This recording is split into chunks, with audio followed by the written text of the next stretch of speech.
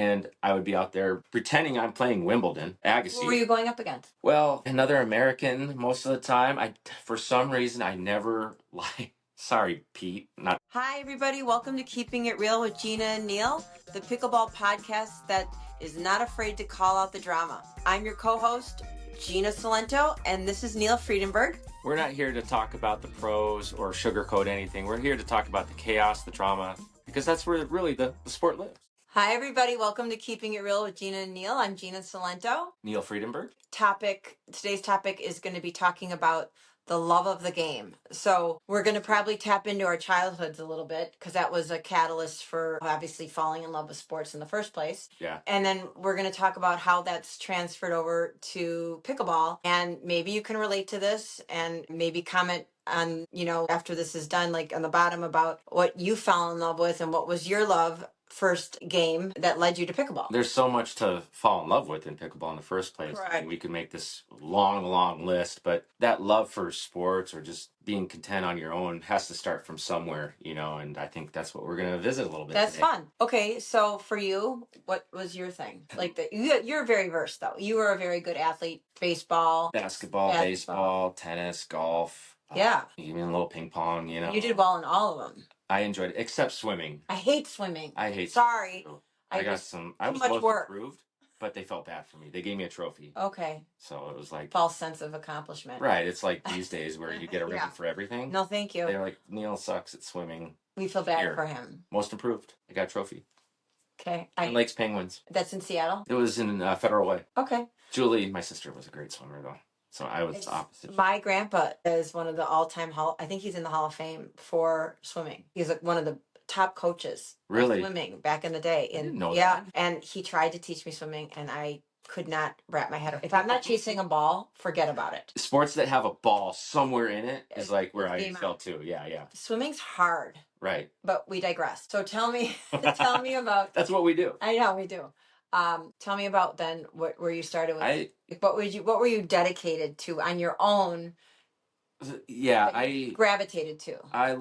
For the most part, I loved all sports. Baseball, I'm still in love with baseball. Totally. I love baseball. That's what I wanted to do. I wanted to become that pitcher or shortstop, somewhere on that left side of the infield. Yep. And I would just throw tennis balls over and over and over against the garage. And our garage had these little squares. They still have that too. Yeah. And those would be, when I was pitching, that would be my strike zone. Oh, cool. But when I would be throwing grounders to myself. You went up a square. Yeah, I went up a square to get some ground balls because the trajectory would come right down. Yep. Sometimes I try to throw lower to get that pop up, for some fly balls. Yeah. I mean, basically, I destroyed that garage where my dad was continuing to repaint. And you know what? Did he yell at you? No. He liked that you were out there. He liked that I was playing sports and being active and being content. Just being, I don't know what you call that, self-satisfaction. Well, you're enjoyment. Self-enjoyment. Yeah. You're by yourself and you can enjoy it. And so I was doing that. Got into tennis. Agassi was kind of that king. That was your guy. He was my guy because he had a chip on his shoulder and he kind of rebelled a little bit. And you saw it. You could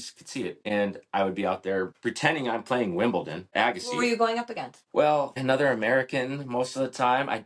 For some reason, I never like. Sorry, Pete. Not that we're friends or anything. Yeah. But I did not like Pete Sampras for some reason. Probably because he was so good and he continually beat Agassi a lot. No emotion. He was always so stoic. I know. And maybe that's the part where I didn't like. That's kind of what you see in the top athletes. They're like Federer. Unemotional. Yeah. Which they're focused. They're hyper-focused. And I like to see that McEnroe. Emotion. I want to see like that. Come on, let's go. In a good manner, not like aggressive towards line judges or anything like that. Yeah. But I would go up against Pete Sampras and I would win. Really? Yeah. You won?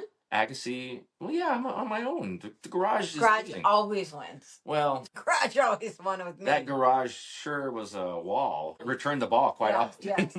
Yes. But I had to end the point somewhere, and so I just continually. But wasn't it hard to hit against the garage when there were the squares? Inevitably, you'd catch a corner of the raised part, and it would just. Well, you have to get to it. You have to adapt. That was just a really good shot on Pete's. Pete's shot was really good to the corner. Cross court winner. But you had to have that imagination and just really continue to hit. And it was definitely the baseball, basketball. We had a hoop too, and it was Lakers versus Celtics. I was the Magic Johnson fan, still am. And the baby hook always kind of put it in and beat Larry and the rest of the Celtics. But it was just very self-satisfying. You and the ball. Right. Yeah. Just me and the ball. What about you? I loved baseball. Yeah. And I, in grade school, was the only girl on an all-boys league team. So imagine that, all the different leagues. Yeah. And I was the number one pitcher in the league. Boom. And it was hardball. Yeah. And it wasn't a softball. Nope. It was baseball. It was hardball. And I struck out 9 batters in a row. So that's 3 innings. Yeah. I struck out 9 batters in a row. Thank you very much. And I had to think Chinese math. I would watch, because I collected baseball cards. Yeah.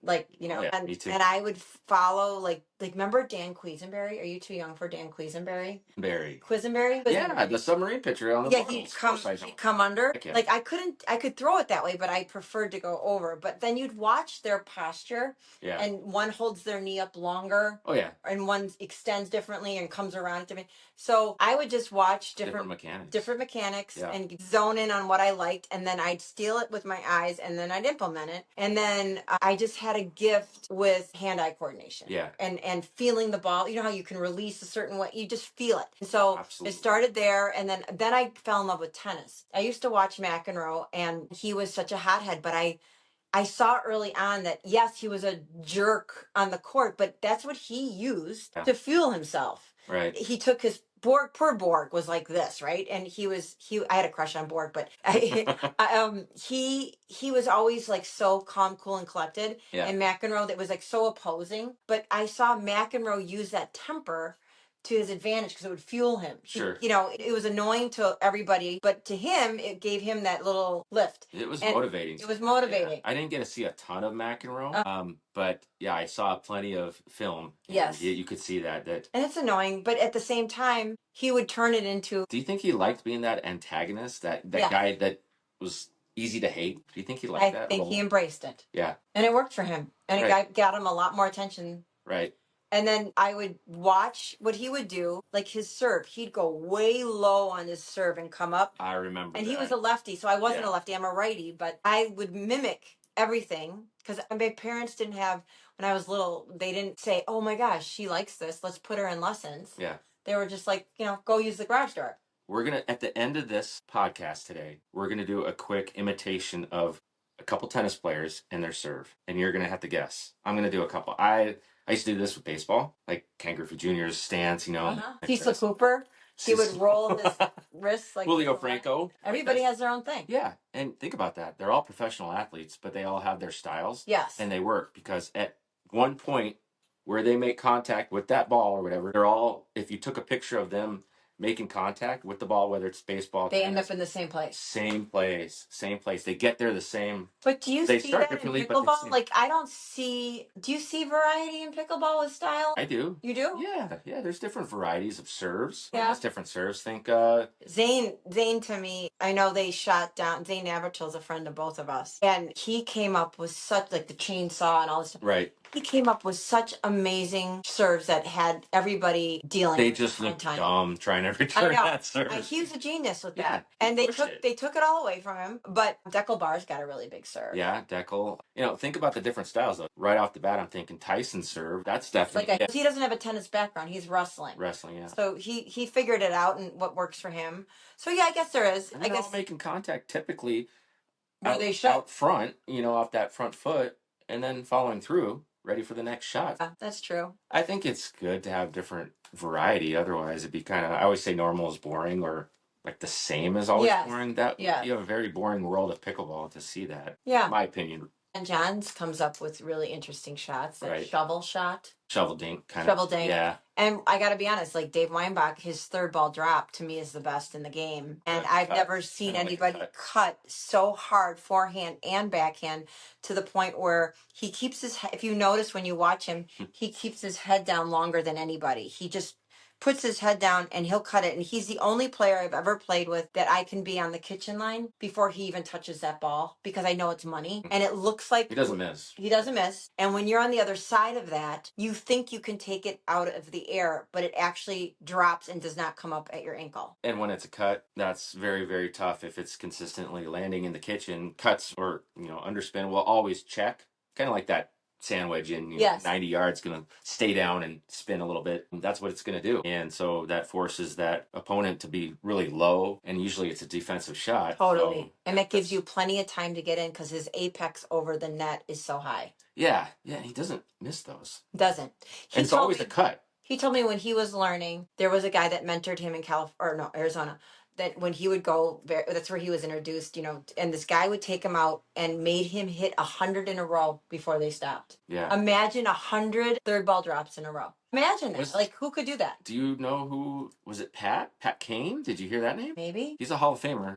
He has since passed away, but a lot of people don't know a lot of those ex-players that played and really were paved the way, were the founders, and really got to pickleball off to a really good head start. But Pat Kane was a phenomenal player. He used to partner up with my dad. Out of Arizona? Out of Arizona. I think they were in the same area. So I'm wondering if that was the guy that maybe trained him a little bit. Sun City, Surprise, Arizona. Yeah, it might have been. Okay. Well, maybe Dave, you can comment. This episode is brought to you by Victory Insoles, science-backed. I felt the insole in my shoe was very firm, so when I was moving around, it held its own. It wasn't slipping. It did give me that extra spring to my step. I felt like I could move a little bit faster towards the ball and wasn't behind it like sometimes I am. Great for players looking for reducing their fatigue and to stay on their feet longer and be able to be faster on recovery from one shot to the next. It's especially helpful for when you're out there for an extra long period of time playing a match, to give you that durability and support in your feet to make you go the distance, especially when you're grinding it. Thank you, Victory. But ideally, even when Tiger Woods came to our area to play in some Masters something at Whistling Straits or something. Oh, what was that? The U.S. Open? U.S. Open or something? Yeah. And watching him, he would practice a putt like 50 times in a row. He'd get, the consistency, which if you think about pickleball, there's two components, and I don't have them, is consistency and unattackability. Those to me are the most important components of being a good pickleball player. And if you can have those, you can. What do you mean you don't have them? I'm very inconsistent. Everyone knows that. Well, you're doing damn good. I wait till I get a forehand and I foam at the mouth, and then I'll take care. But well, you're playing your strengths. I'm playing my strength. But I have a backhand, but I do slice my backhand. I have like an issue with my bicep here that I don't have this. If I had the ability to have a backhand as strong as my forehand, lights out. My backhand is weak. I know my weakness. Let's go drill. Oh, I know. I need it.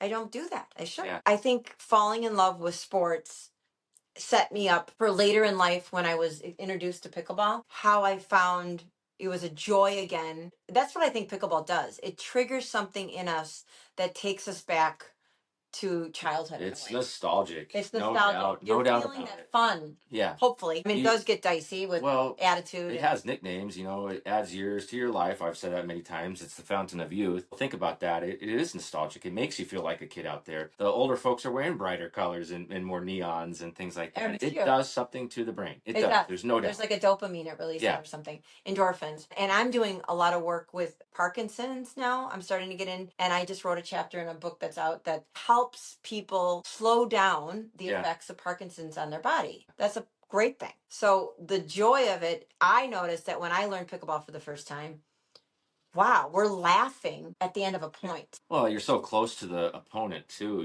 You're allowed, you can be social. You're not far away. You're not just in your own zone and paying attention to them. Right. You're constantly engaging with them. Yeah. And you know what? Let's be honest. Those long points are fun. The long points are fun. You laugh. And you respect the other person for making a great shot. There's more compliments. I've seen more compliments. Hopefully. Well, maybe at the higher level, sometimes it's just. No, we do.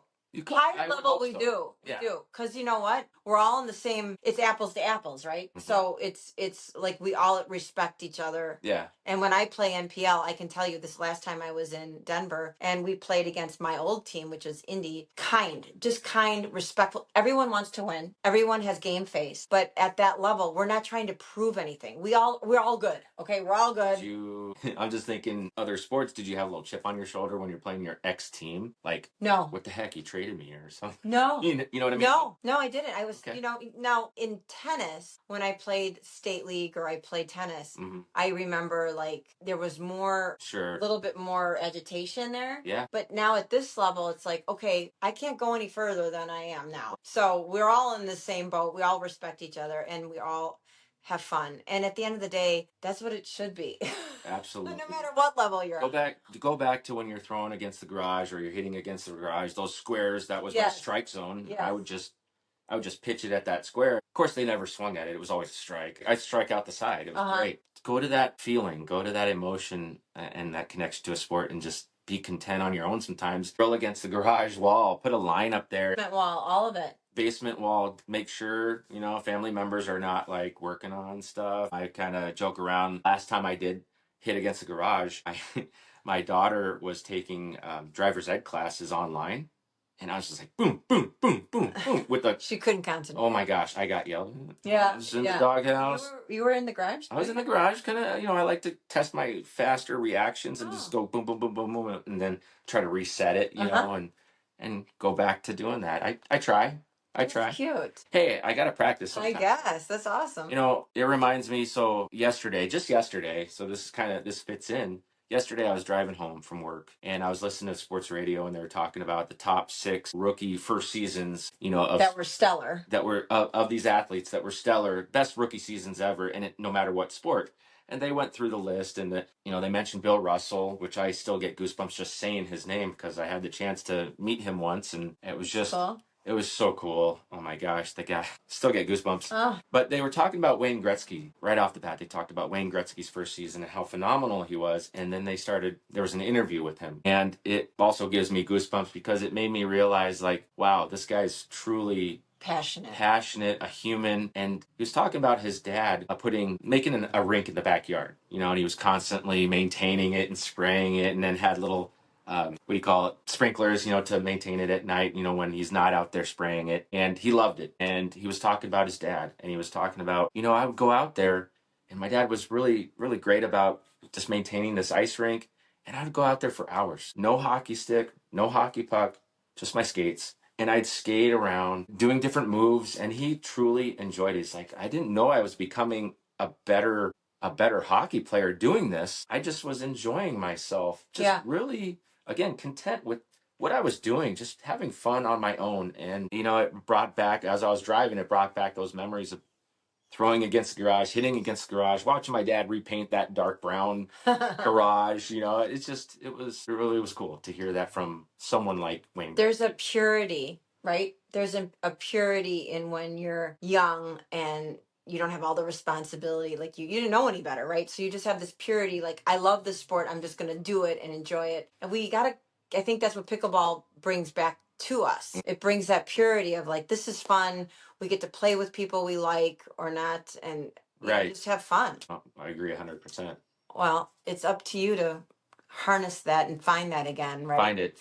Don't get deterred by clicks or people or someone didn't make you feel good. Yes. And if you are becoming that person, check yourself. Check yourself and say, why did I fall in love with this game in the first place? Let's revisit that. That's so important because it can spiral into something where, I'm too good for this group or they're mean to me, I'm not good enough. And it runs the gamut. And it's so important to be happy out there. I mean, it's a privilege to play. And if you're spending time doing it, you might as well enjoy it. And it's not about, a lot of people are not at 3-5 going to go pro. I mean, it's just not going to happen. You just got to embrace, okay, I can work on it and get better, but I want to be the best I can be, but don't lose sight of the fun. That's the more key. Fun you have, it's really, you play better. I play better when I'm laughing. And I have a partner on Denver Iconics that will check me and she'll stop and get right in front of my face. Yeah. I lose a couple points in a row and I get like in my head. She'll stand right in front of me before the next point starts. And she's like, you having fun? Have fun?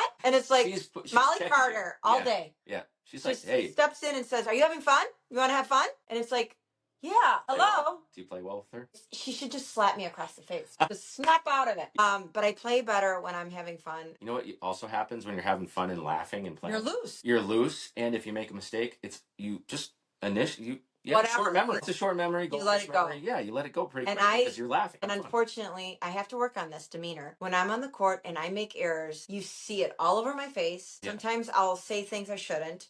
And then I put my, you just see it all over my body language. Yeah. And I'm hard on myself. And I have to realize, like, when I would watch Federer miss a ball, he just would calmly turn around and go on to the next point. And I want that. But then, like, I'm passionate. I can't help it. Like, I show all my emotions. So I don't want to lose me, but I do need to reel it in a little bit and work on more self-control with my antics. It's not about the mistake or the error that you made. It's the very next point or the next shot. How do you react after that? That's really key, I think. I think you're great on the court. Thank you. I think you're awesome at the court. No, but you really are. You're consistently gracious player. It's probably the only sport that I've played where I get on the court and this whole sense of calm just engulfs me. And I've told you many times I'm that hyperactive ADHD adult. Yeah. But I get on the court of pickleball and I'm just, it's gone. It's focused. Cool.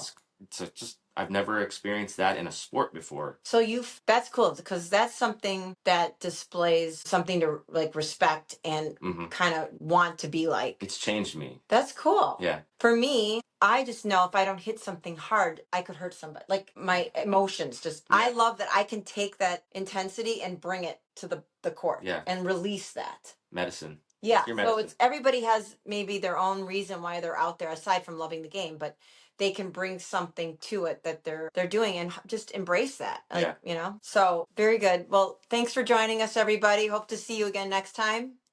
Thank you. Bye. If you learned something or you just felt like you were nodding along thinking, yeah, I've been there, then please follow us or share this with someone that might need to hear it. Thanks for spending time with us. See you next time on Keeping It Real with Gina and Neil.